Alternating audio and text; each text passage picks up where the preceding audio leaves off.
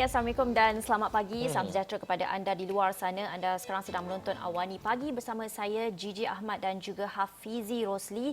Dan hari ini merupakan Syawal yang kelima atau keenam tak silap saya. Betul. Yang mana kita semua walaupun dalam PKPB, walaupun... Yang ke-8 sebenarnya. Yang ke-8. Ya, betul. Yang ke-8 sebenarnya, dan walaupun kita masih dalam keadaan PKPB dan Syawal terpaksa diraikan dalam kesederhanaan, dan tapi kita perlu tahu bahawa ini perlu dilakukan oleh setiap daripada kita demi menjamin keselamatan kita di masa hadapan. Betul, Hafizi? Betul, dan hari ini juga merupakan hari terakhir dalam bulan Mei 2020. Ya. Dan semestinya kita nak bawakan dalam Awani Pagi ini perkembangan berita-berita yang menjadi tumpuan sejak daripada semalam lagi sehingga kini. Dan ini kita nak bawakan melihat kepada isu ataupun melihat kepada statistik COVID-19 di seluruh dunia, di mana setiap hari kita bawakan perkembangannya. Dan untuk perkembangan terkini mengenai jumlah kes COVID-19 di seluruh dunia, kita dapat saksikan telah pun melonjak ke peringkat ataupun ke bilangan 6 juta, iaitu sebanyak 6.048 juta kes telah pun direkodkan di seluruh dunia, dan di mana di Amerika Syarikat sendiri mencatatkan jumlah tertinggi sebanyak 1.766 juta, diikuti dengan Brazil dengan statistik sebanyak 498,000, diikuti oleh Rusia 396,000 dan juga United Kingdom 274,000. Dan jika Gigi dapat kongsikan mengenai jumlah mereka yang telah pun maut di seluruh dunia melihat kepada COVID-19 ini, Gigi. Yang maut, kalau kita tengok daripada Johns Hopkins University ini, angkanya mencecah lebih pada 360,000, yang mana Amerika Syarikat merupakan tertinggi sekali. Betul. Kalau daripada jumlah kematian itu melebihi daripada 1.6 juta yang telah pun meninggal dunia. Dan untuk itu, dan untuk Amerika Syarikat sebenarnya jumlah kematian adalah sebanyak 103,000, dan kita nak pergi ke jumlah angka yang telah pun sembuh di seluruh dunia adalah sebanyak 2.56 juta. Dan ini kita bawakan melihat kepada statistik dari Johns Hopkins University, dan melihat kepada isu itu kita juga ingin menyentuh mengenai di Malaysia sendiri, dan di mana setiap hari Kementerian Kesihatan Malaysia membawakan perkembangan melihat kepada jumlah statistik, jumlah kes baru, jumlah kumulatif kes di seluruh negara, dan juga jumlah mereka yang telah pun sembuh dan juga jumlah kematian. Dan untuk di Malaysia saja, ini anda dapat saksikan di paparan skrin anda adalah daripada laman Twitter KKM sendiri, dan di mana setiap hari kita bawakan jumlah ataupun statistik yang dibawakan oleh Ketua Pengarah Kesihatan ini. Semalam saja terdapat 30 kes baru dicatatkan, dan di mana 95 lagi kes telah pun sembuh, dan di mana tiada kematian direkodkan sehingga semalam. Dan kita dapat saksikan jumlah keseluruhan kes di Malaysia adalah sebanyak 7,762 kes, dan di mana terdapat 1,317 kes masih lagi aktif dan juga mempunyai ciri ataupun mempunyai kebolehjangkitannya sendiri. 9 kes dirawat di ICU dan juga 2 kes yang memerlukan alat bantuan pernafasan, Gigi. Dan itu kalau kita lihat adalah keseluruhan kes pulih pula adalah 6,330, iaitu 81.55% daripada jumlah keseluruhan kes. Tapi kita nak dengar apa kata Datuk Dr. Nur Hisham mengenai perkara ini. Oleh itu, jumlah kes aktif dengan kebolehjangkitan COVID-19 adalah 1,317 kes, dan mereka telah diasingkan dan diberi rawatan di hospital. Ingin dimaklumkan, daripada 30 kes baru yang dilaporkan hari ini, 3 kes adalah kes import yang mendapat jangkitan di luar negara. Daripada 27 kes penularan tempatan, 17 kes adalah kes bukan warga negara Malaysia. Manakala kes penularan tempatan di kalangan warga negara Malaysia adalah 10 kes sahaja. Sehingga kini seramai 9 kes positif COVID-19 sedang dirawat di unit rawatan rapi, dan daripada jumlah tersebut 2 kes memerlukan bantuan pernafasan. Daripada maklumat terkini yang dilaporkan ke CPRC Kebangsaan, dimaklumkan bahawa tiada kes kematian dilaporkan hari ini. Justru jumlah kumulatif kes kematian COVID-19 di Malaysia kekal sebanyak 115 kes, iaitu bersamaan dengan 1.48% daripada jumlah keseluruhan kes. Dalam masa yang sama, Datuk Dr. Nur Hisham turut memaklumkan dalam sidang media yang sama semalam bahawa tahap kesihatan awam Malaysia pada tahap yang mantap. Ini satu perkembangan yang baik. Betul. Yang mana katanya keupayaan tersebut membolehkan kaki tangan Kementerian Kesihatan melakukan aktiviti pencegahan dan pengesanan kes jangkitan COVID-19 dengan baik sekaligus dapat mengelak penularan dan peningkatan kes yang ketara di negara ini.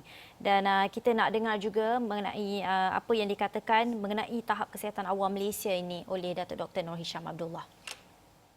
Jadi kalau kita lihat kat hospital pun dah kurang penggunaan katil-katil di hospital.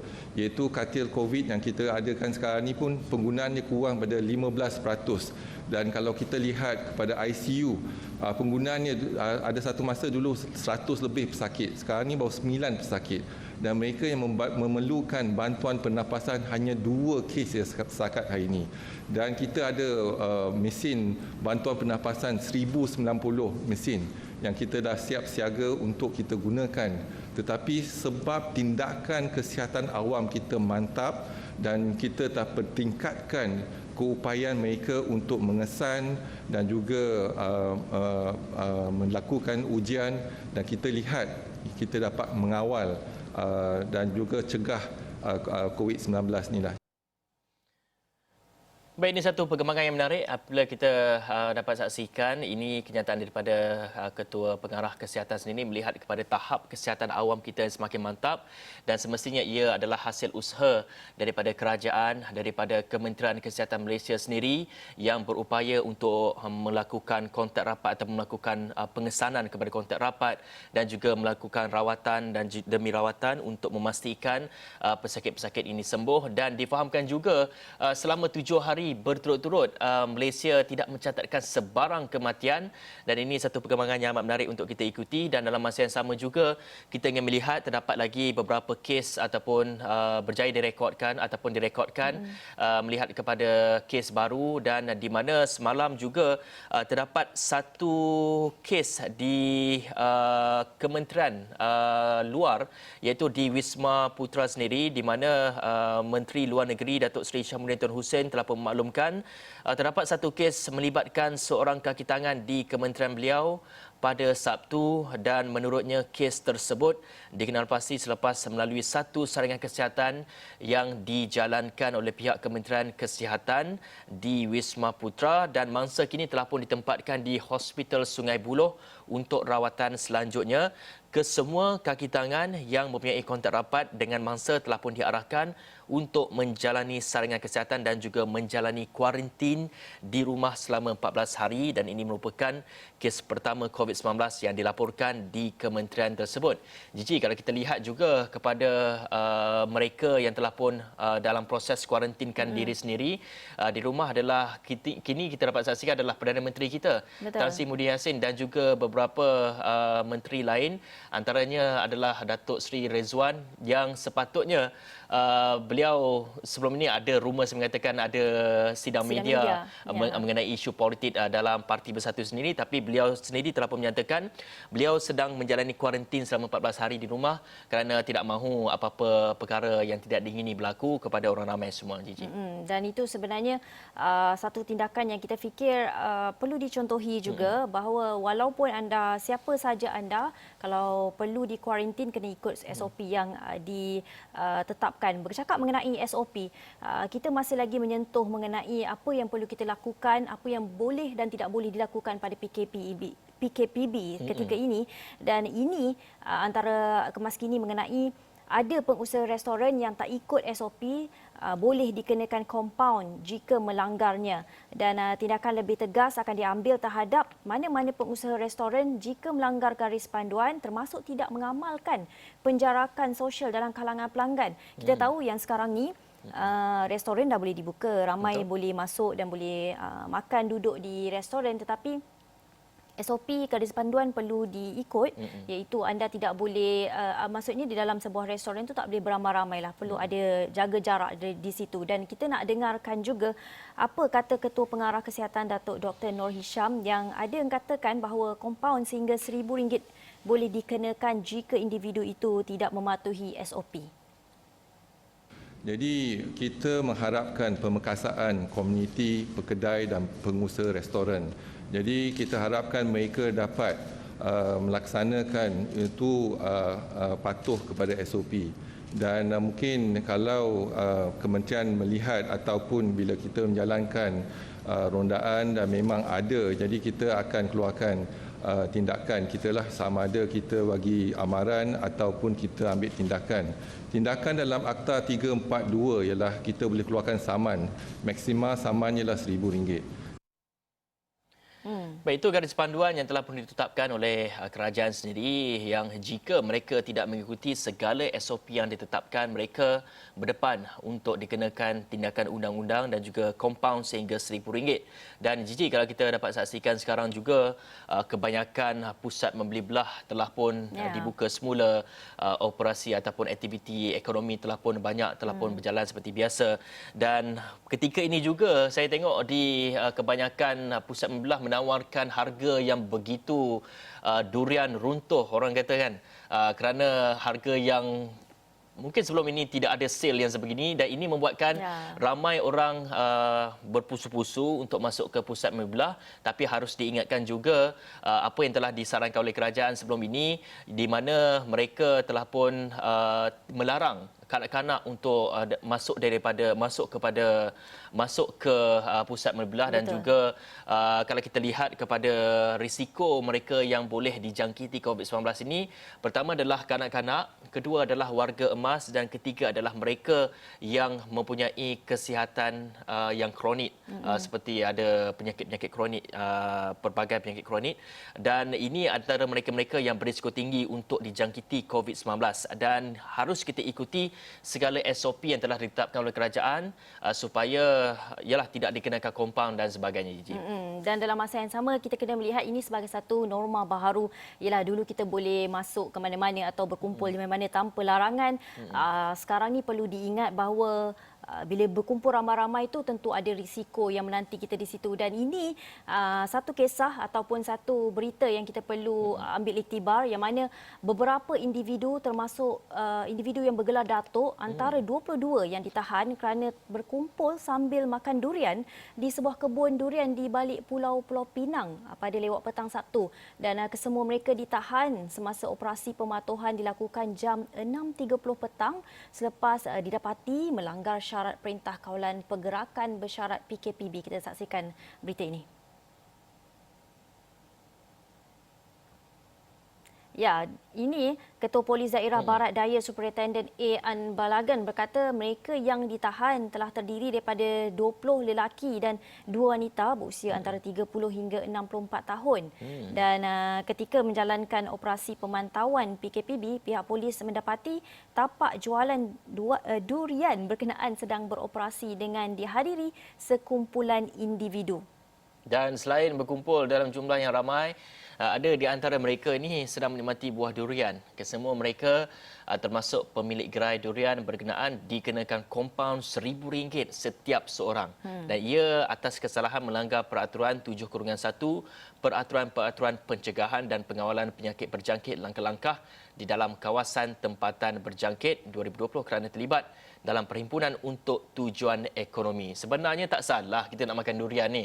Yang penting jangan dalam kuantiti orang ramai lebih daripada 20 orang, dan ini telah pun digariskan oleh kerajaan sebab ini melihat kepada hari raya sendiri, sambutan hari raya, di mana kerajaan juga telah pun melarang daripada kita berkumpul lebih daripada 20 orang, melarang tetamu ataupun seperti ada perhimpunan lah ataupun melawat rumah saudara mara dan juga rumah rakan-rakan dalam bilangan 20 orang. Dan ini telah pun ditegaskan berulang kali oleh kerajaan, dan jika anda tidak mematuhi, maka anda boleh dikompang sebanyak RM1,000 seperti berita tadi. Dan dalam masa yang sama, tak salah kalau kita beralih kepada atas talian. Ada juga penjual-penjual durian ketika ini sudah pun beralih kepada jualan atas talian. Anda boleh order sahaja durian datang ke rumah. Tapi apapun, kita akan bawakan lebih banyak perkembangan terkini di astroawani.com. Tapi kita perlu berhenti berehat. Seketika kembali selepas ini.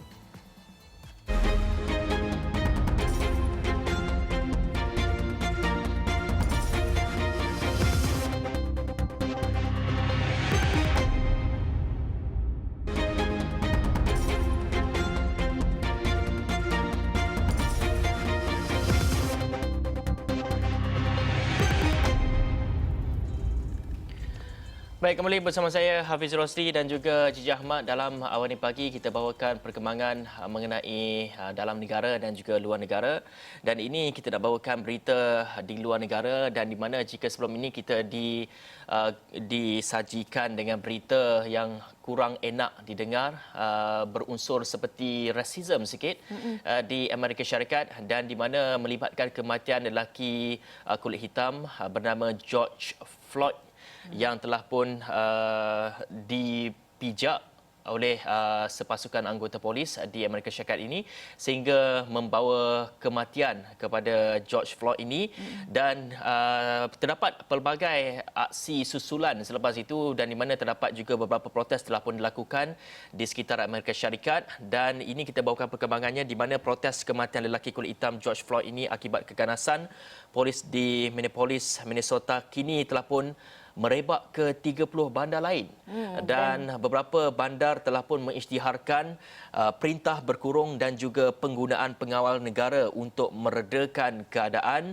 Dan protes terus memuncak ketika pegawai polis yang menyebabkan kematian Floyd didakwa dengan tuduhan membunuh. Ada laporan daripada CNN yang mengatakan bahawa bangunan pejabatnya di Atlanta juga mengalami kerosakan akibat protes.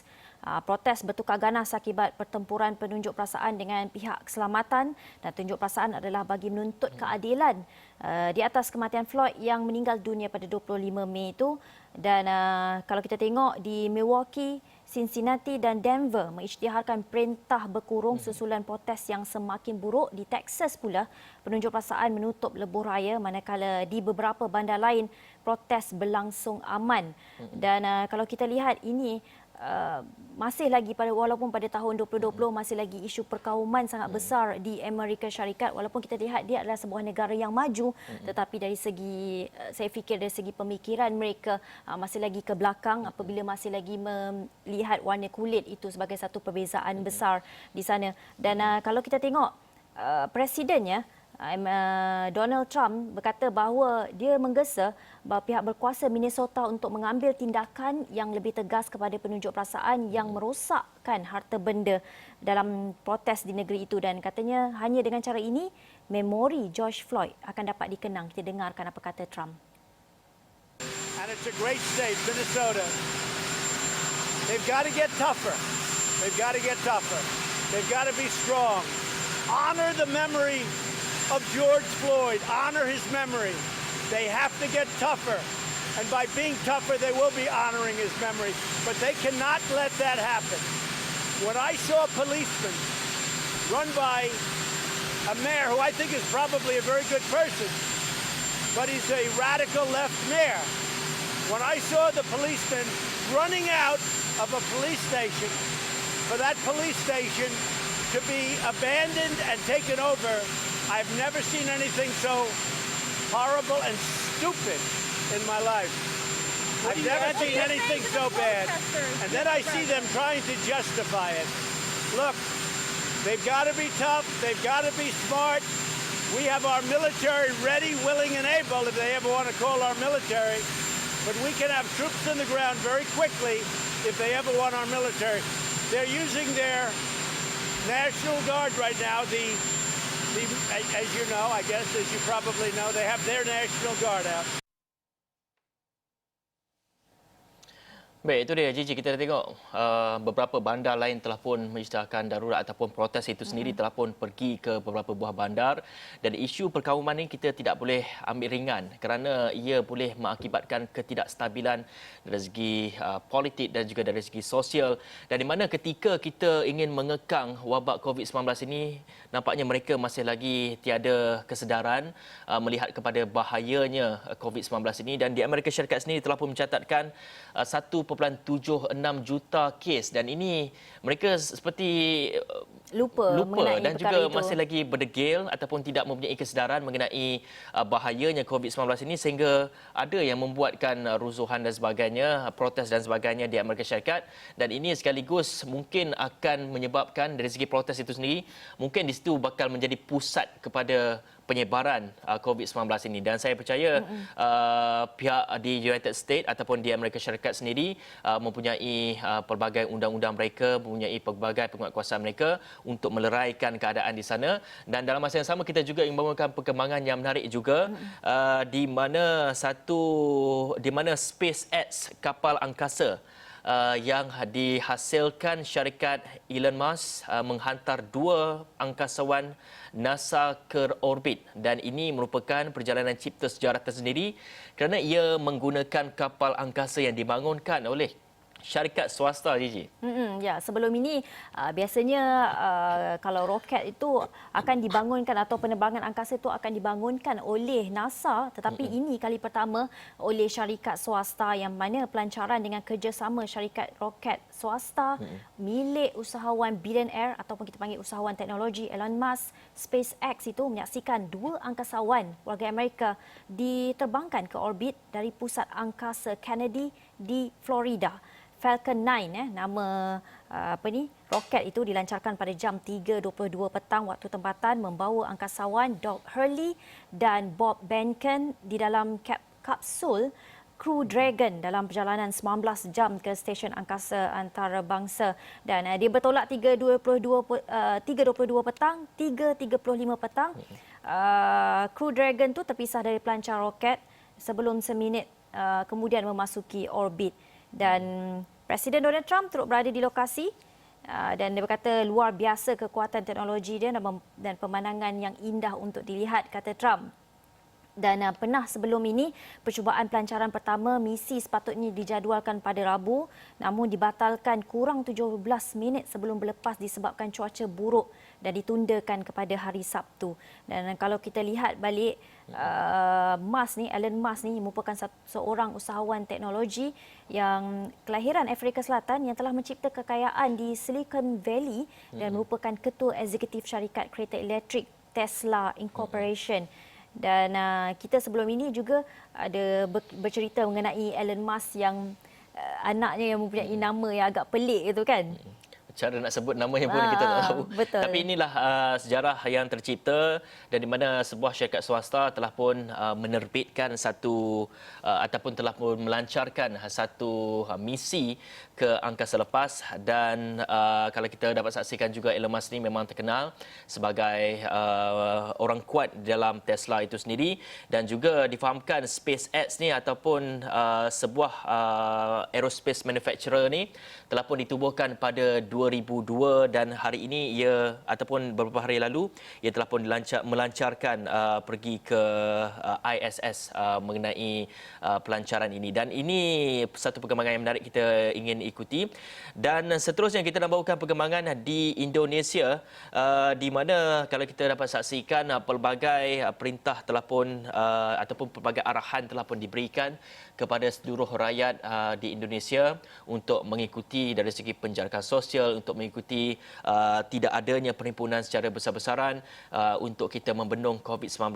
Dan di mana bagi mereka yang gagal mematuhi SOP COVID-19 ni, Indonesia telah pun melaksanakan hukuman denda di khalayak umum. Dan ini perinciannya, di mana pihak berkuasa Indonesia bertindak mengarahkan individu yang gagal memakai penutup hidung dan mulut, membawa sepanduk mengakui kesalahan atau menempatkan pesalah di rumah berhantu sebagai pengajaran.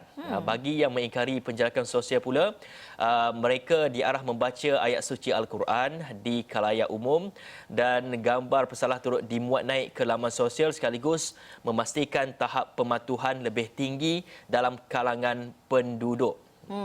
Kalau kita lihat tak ada compound yang dikenakan. Kalau kita di Malaysia RM1,000 dikenakan kepada mereka yang gagal mematuhi SOP, tetapi di Indonesia sangat unik apabila anda akan diletakkan di rumah hantu ataupun yang mengingkari penjarakan sosial itu diarah membaca ayat suci Al-Quran.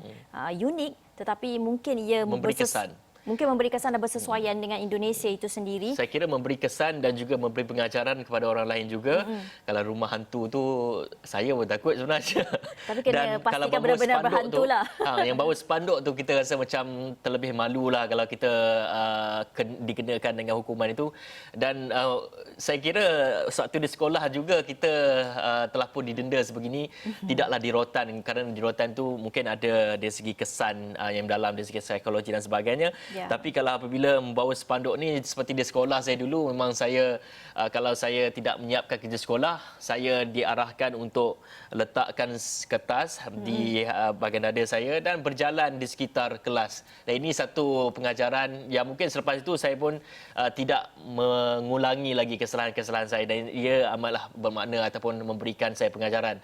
Dan saya kira di Indonesia juga mempraktikkan benda yang sama supaya mereka tidak mengulangi kesalahan mereka, dan ini satu hukuman yang boleh dipertimbangkan di negara kita sekiranya ada yang tidak mampu membayar kompaun dan sebagainya. Dan kalau kita lihat laporan-laporan daripada portal dari Indonesia itu, kalau saya ikuti, ramai juga kalau sebelum raya tu ramai juga buat cubaan mudik lebaran balik ke kampung, seluduk masuk dalam lori, masuk dalam kereta. Bila diperiksa oleh pihak berkuasa, ada dalam but kereta. Mereka cuba untuk pulang walaupun telah ditegah daripada pulang ke kampung halaman masing-masing, tetapi ini antara cara masing-masing dari negara masing-masing, dan kita harapkan kerana Indonesia adalah negara jiran kita, dan kita harapkan tindakan yang lebih tegas dapat dikenakan juga diberikan supaya tidak ramai yang mengingkari SOP yang telah diberikan ataupun kuat kuasakan di sana. Baik Gigi, dan banyak lagi berita-berita yang kita paparkan di laman web kami di esrawani.com, dan ini antara salah satunya adalah pelajar Thailand transit di Malaysia. Kes terbaru COVID-19 di Thailand, dan boleh saksikan perinciannya di laman web kami di esrawani.com, dan kita membawakan perkembangan dalam dan juga luar negara. Dan untuk itu Awani Pagi berakhir di sini. Jangan lupa untuk saksikan kami di Awani Pagi dalam segmen Realiti Rakyat. Sekejap lagi pelbagai isu kita bawakan mengenai isu industri perfilman yang industri kreatif menjurus kepada dari segi kartun dan sebagainya. Betul. Dan ini akan dibawakan sendiri oleh Gigi Ahmad dan juga Naila Huda sekejap lagi. Oleh itu saya Hafiz Rosli dan saya Gigi Ahmad. Terima kasih kerana menonton. Jumpa lagi.